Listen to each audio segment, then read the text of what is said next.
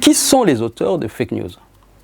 Théoriquement, tout le monde est capable aujourd'hui de falsifier un contenu, de pouvoir partager sur les réseaux sociaux et de pouvoir voir ces contenus-là être propagés à une échelle un peu plus grande. Mais vous avez également des professionnels de fake news. Ça peut être de groupes de pression, ça peut être de partis politiques, ça peut être des églises, ça peut être des médias. Vous pouvez même avoir des États, ce qu'on appelle les fake news d'État.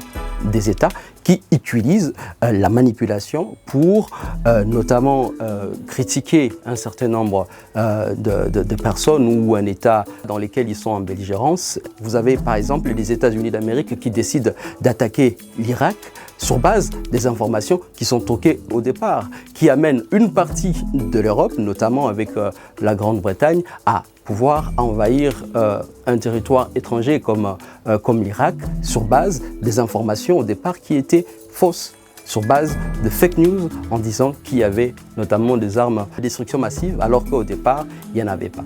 Donc les types ou les personnes qui sont aujourd'hui auteurs de fake news, on peut en trouver partout.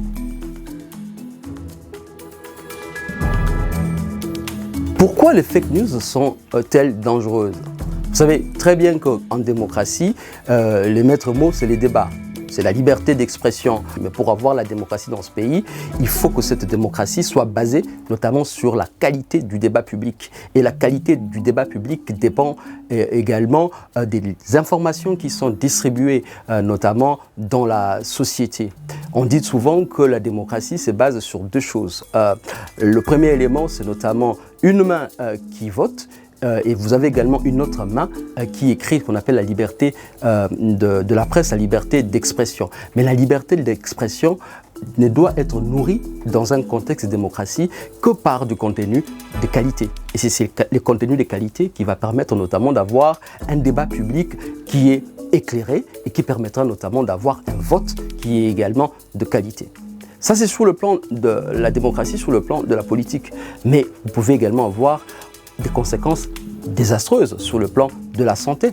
Par exemple, vous avez certaines formules qui sont données comme des remèdes pour vous guérir de telle ou telle autre maladie, sans pour autant que ces recettes puissent être, on va dire, testées, validées par des instances sanitaires. Quand il s'agit notamment de la pandémie de Covid-19, on a eu pas mal de recettes qui ont été publiées. On a vu que dans d'autres familles, il y a eu des conséquences qui étaient vraiment fâcheuses, où on a eu des cas de décès, parce que justement, des personnes ont été exposées au contenu que nous appelons un Fox, et qui malheureusement ont pu utiliser ces remèdes et qui en sont décédés.